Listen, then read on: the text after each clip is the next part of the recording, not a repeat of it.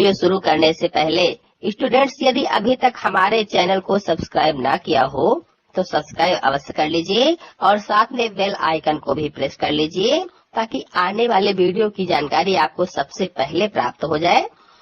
तो स्टूडेंट्स, आज के इस वीडियो में हम कोशिका द्रव्य में पाए जाने वाले कोशिकांगों की संरचना, उनकी स्थिति और उनके कार्यों के बारे में बताएंगे।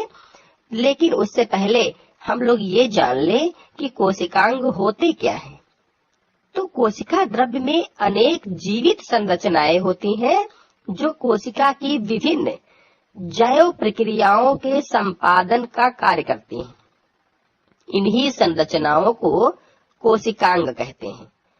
ओके स्टूडेंट्स, तो चलिए स्टूडेंट्स, अब आपको कोशिका के कुछ प्रमुख कोशिकांगों के नाम जो कोशिका द्रव्य में पाए जाते हैं उनके नाम बता देता हूँ। अंतःप्रद्रव्य जालिका, माइटोकॉन्ड्रिया, लवक, गाल्जिकाय, रिक्तिका, राइबोसोम, केंद्रक, गुणसूत्र। डियर स्टूडेंट्स, इन सभी कोशिकांगों के बारे में आपको एक एक करके बताऊंगा, लेकिन आज के इस वीडियो में सबसे पहला कोशिकांग अंतःप्रद्रव्य जालिका, इसके बारे में बताऊंगा। अंतःप्रद्रव्य जालिका की खोज के.आर. पोर्टर ने सन 1945 ईस्वी में की थी। तो अब हम इसकी स्थिति समझ लेते हैं, इसकी संरचना समझ लेते हैं। ये कोशिका द्रव्य में कहाँ पाई जाती है और कैसी दिखती है।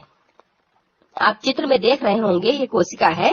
कोशिका के अंदर कोशिका द्रव्य के मैट्रिक्स में दोहरी झिल्ली से बनी ये नलिकाओं का जाल सा फैला हुआ है जिसे अंतःप्रद्रव्य जालिका कहते हैं, जिसकी मोटाई 50 एंगस्ट्रॉम लगभग होती है।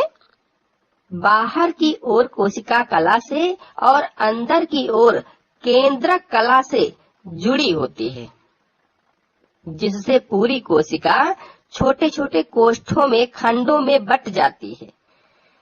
अंतःप्रद्रव्य जालिका सिस्टर्नी नलिकाओं, आप चित्र में देख रहे हैं, ये एक बड़ा सा मैंने चित्र क्रिएट किया है, बनाया है अंतःप्रद्रव्य जालिका का। इसमें आप देख रहे हैं अंतःप्रद्रव्य जालिका सिस्टर्नी नलिकाओं और थैलियों से मिलकर बनी होती है। अंतःप्रद्रव्य जालिका दो प्रकार की होती है, एक कणिकामय और दूसरी अकणिकामय। कणिकामय अंतःप्रद्रव्य जालिका रुक्ष होती है, यानी इस पर राइबोसोम लगे होते हैं जो प्रोटीन संश्लेषण में भाग लेते हैं। और अकणिकामय अंतःप्रद्रव्य जालिका चिकनी होती है क्योंकि इस पर राइबोसोम नहीं लगे होते हैं। तो अंतःप्रद्रव्य जालिका यानी इंडोप्लाज्मिक रेटिकुलम इसको अंग्रेजी में बोलते हैं। आप ये भी जान लें, क्योंकि कभी कभी हिंदी में ना पूछकर, अंतःप्रद्रव्य जालिका ना पूछकर एंडोप्लाज्मिक रेटिकुलम के नाम से पूछ लेते हैं। तो इसके कार्यों को समझ लेते हैं, इसके कार्य क्या क्या है। इसका पहला कार्य, ये कोशिका को यांत्रिक ढांचा प्रदान करती है। दूसरा, कोशिका के अंदर पदार्थों को एक स्थान से दूसरे स्थान तक पहुंचाती है। और तीसरा, वसा, कोलेस्ट्रॉल, स्टेरॉइड आदि के संश्लेषण के लिए उपयोगी एंजाइम भी देती है। एक जानकारी और आपको बता दूं, स्तनधारी प्राणियों की लाल रुधिर कोशिकाओं और भ्रूणीय कोशिकाओं में अंतःप्रद्रव्य जालिका अनुपस्थित होती है, नहीं होती है। तो डियर स्टूडेंट्स, आज के इस वीडियो में इतना ही। अगले वीडियो में दूसरे कोशिकांग के बारे में बताऊंगा। तो मेरे चैनल को सब्सक्राइब कर लीजिए और बेल आइकन को भी प्रेस कर लीजिए ताकि अगले कोशिका द्रव्य के कोशिकांग के बारे में जो वीडियो में डालूं आपको सबसे पहले प्राप्त हो जाए, आपको जानकारी मिल जाए। धन्यवाद।